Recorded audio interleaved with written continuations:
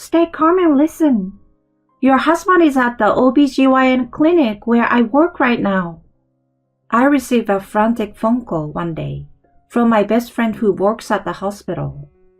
I wondered what on earth my husband would be doing at the OB-GYN clinic. What do you mean? Is he there by himself? No, he came with a pregnant woman who is showing quite a bit. He doesn't have any sisters or pregnant relatives that I know of. I was suspicious. Could you be mistaking him for someone else? Maybe someone who just looks like my husband? It's definitely him. I remember his face from your wedding, right down to the position of his mole. I can't be wrong. Plus, I heard the pregnant woman calling out your husband's name. Hearing that, I told her with urgency in my voice, "All right, I'm on my way. Please watch until the end to see how this tumultuous situation unfolds." My name is Madeline, a 33-year-old working housewife. After graduating college, I got a job at a major online retailer. I'm still there, now as a team leader. It's busy, but a rewarding life. I met my husband Lance through a friend when I was 28. He worked at a small to medium-sized company. I was immediately drawn to his refreshing and kind demeanor, and we started dating. For context, he was earning around $1,400, while I made almost twice that. Even though I earned more, I was content as long as I was with him. So when he proposed, I happily accepted. We rented an apartment halfway between our workplaces and started our life together. He was great with household chores, and we enjoyed a happy newlywed life. He often said back then, "I'd love to have kids soon after we get married. I really like kids." Would you prefer a boy or girl? Either one. I'd raise a girl like a princess. And if it's a boy, I'd love to play baseball with him. Then we better start saving up. We were full of excitement for the future. About a year into our marriage, something wonderful happened. I discovered I was pregnant. "Lance, it looks like we are going to have a baby." "What? Really? Oh my gosh, Madeline!" He hugged me joyfully. I felt enveloped in happiness in his arms. We confirmed the baby's heartbeat, and he took great care of me during the tough times of morning sickness. He did most of the housework, and even went to different supermarkets to find food I craved. I always expressed my gratitude to him. "Thank you so much, honey. I really appreciate everything you do." "It's nothing, babe. You are carrying our child. This is the least I can do." I truly felt lucky to have married him. Then, tragically, at the 15-week checkup, the doctor delivered shocking news. "We can't find the baby's heartbeat." My baby had passed away inside me. When I told this to Lance, crying, he was devastated. "Lance, the baby's heartbeat isn't there." "What? Does that mean it's a miscarriage?" "Yes." In front of a speechless Lance, I broke down in tears. It was the hardest night of my life. Afterward, while I was recovering from the shock and undergoing procedures at the hospital, Lance handled all the paperwork.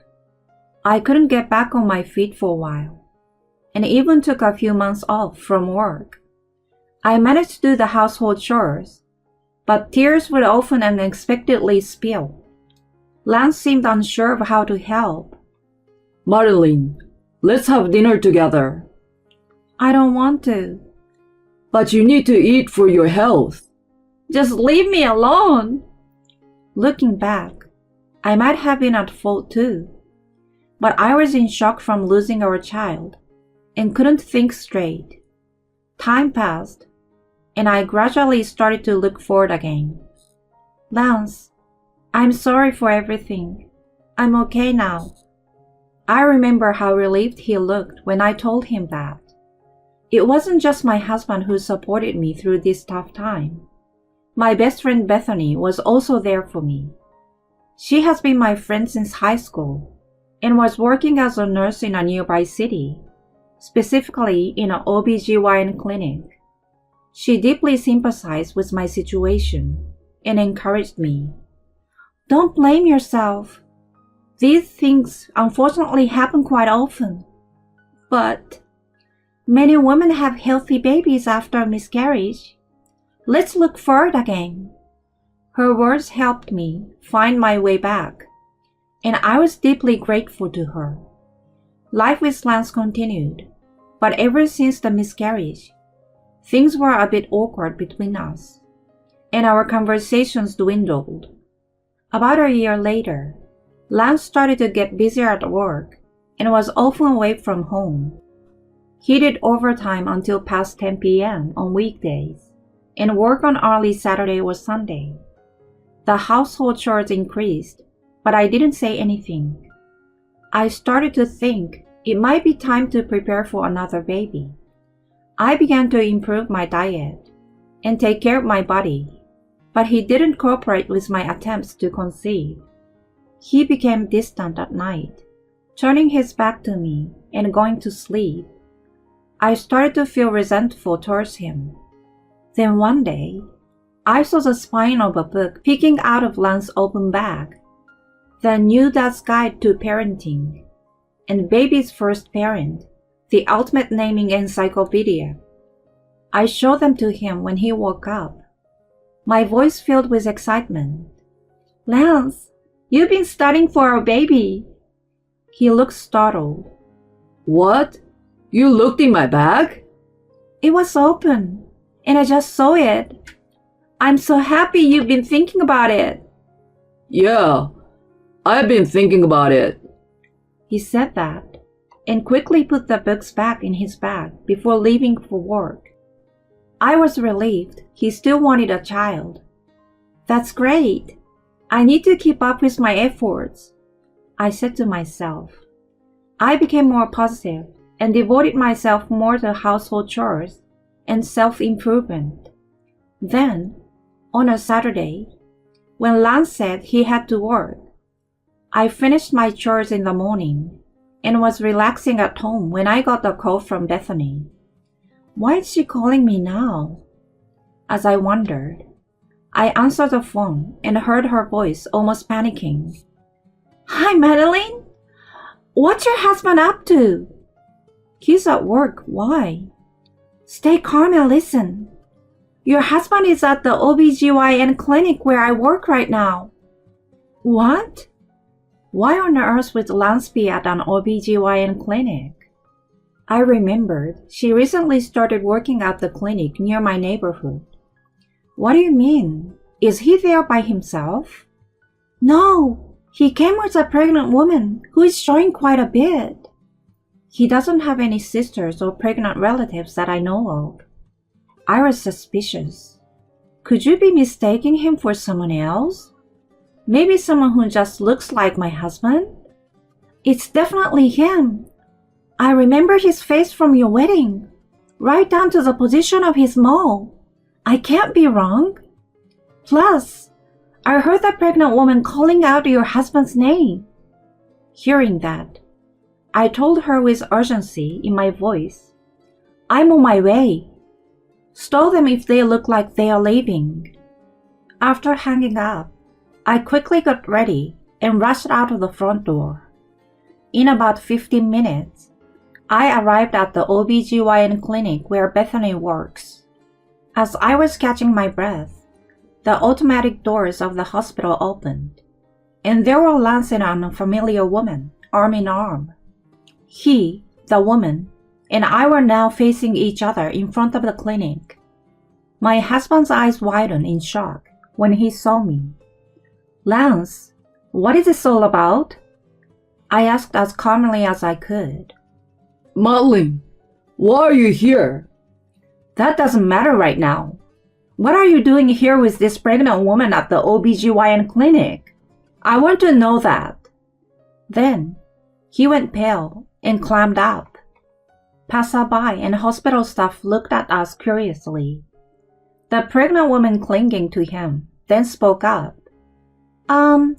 Let's talk about this somewhere else, not here. Who the hell are you? Introduce yourself first. I'm Rachel. Let's move to that cafe over there. As we entered the cafe, Lance naturally sat next to her. It seemed like I already had my answer right then. Lance, explain this. What the F is going on? The baby is actually mine.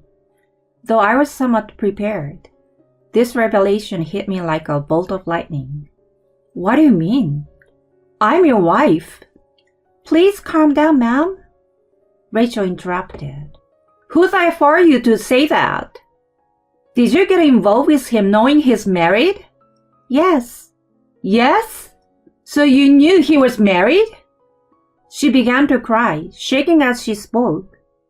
I started working at his company last year. As we worked together, I found myself increasingly drawn to him. And he reciprocated my feelings. Feeling dizzy, I turned back to Lance. Is what she's saying true? Yes, it's true. What were you thinking?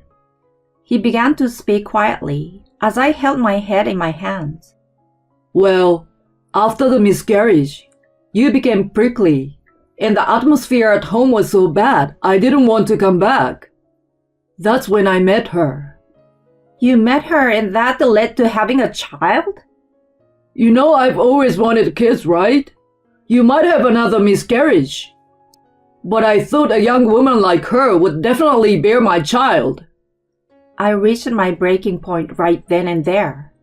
Not only had he betrayed me, but he was also implying that it was somehow my fault. I couldn't forgive this. I no longer needed such a husband. I tried to keep my voice steady as I spoke to him. Are you saying this is my fault? Well, yeah. You couldn't have a child after all. And you think that justifies your affair? Rachel butted in. But a woman who can definitely have a child is better, right? You stay out of this.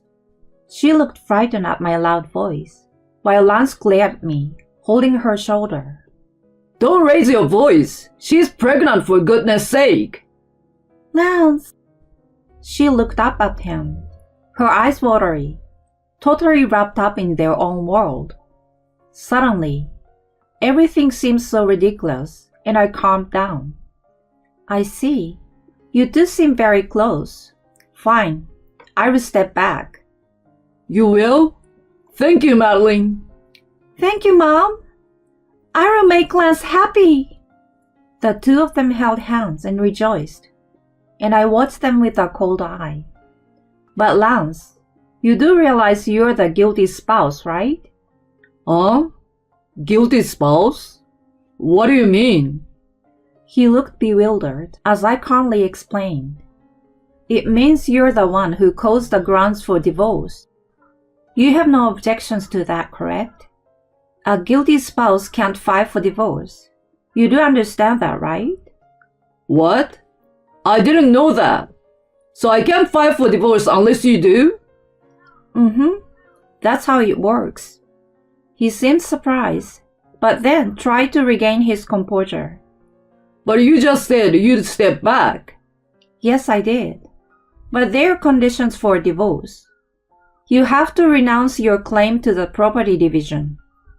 What? I explained that I wanted all of our joint savings, household items, and the car to be mine. What? That's a problem. I hardly have any savings. If you don't waive your right to the property division, I won't agree to a divorce. Rachel here will have to raise a fatherless child. No. They were both visibly shaken. She then glared at me with determination. Are you a devil or something? We're about to have a child, and you won't divide the property? That's not my problem. Ready to be a single mother? As I spoke condescendingly, her eyes filled with tears, and she shook Lance's arm. It's okay, Lance. Let her have the savings. We can work hard together again. Let's get rid of this evil lady and be together. Oh, Rachel. They seemed about to enter their own world again, but I cut in matter-of-factly. Oh, and I will be filing for alimony for the affair, of course. $50,000 each, please. What? If you don't waive the property division, we will settle with that. The two of them looked at me, eyes wide. Did they really think they could do all this without having to pay alimony? Surprised? That's only fair, isn't it? But $50,000 each, that's too much. Alimony isn't included in the property division. Make sure you have it ready. You're already making more money than me. And still you are so greedy for money? See whatever you want. I'm definitely filing for alimony. Rachel then blurted out. Lance, this is too much. Let's hire a lawyer and fight this. Yeah, you better be prepared, Madeline. I will be the one to demand alimony from for emotional distress, you fool. I scoffed at their threats. Sure, bring a lawyer or whatever you want. Let's see if you can find one who will take your ridiculous side as a guilty spouse. What did you say? I will see it through to the end, whether it's a trial or whatever. Do you two even have the money for legal fees? Especially with a baby on the way. My concern made them both look down, trembling. What? Do you have something to say? She yelled at me, her face smeared with tears and snot. You're evil! This is exactly the reason why he left you for me. I raised my voice even louder. I'm telling you, I'm giving you that man. If you understand, then pay up and enjoy your miserable lives together, you scum! Leaving the two of them trembling in fear, I walked out of the cafe. Eventually, my divorce from Lance was finalized. We agreed on no property division and $50,000 in alimony. Lance and Rachel apparently begged their relatives for money, but after hearing about their situation, the relatives firmly refused, and he was even disowned by his family. In the end, they had to borrow money to pay me the alimony. They tried to stay together, but they were ostracized at work and eventually fired. With a baby on the way, they both ended up jobless and in debt.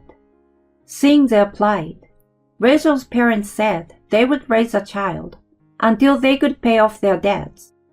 They were left unable to properly raise their own child.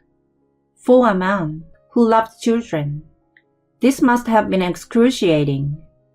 They now live in a rundown apartment, working day and night to pay off their debts. Bethany, who lives nearby, says their apartment is always filled with the sound of arguing. I feel no sympathy for them. Meanwhile, I moved to a new place with my alimony, and I'm living comfortably. My work is going well, and I'm set to be promoted earlier than my peers. Now I'm focused on my career and finding someone truly trustworthy.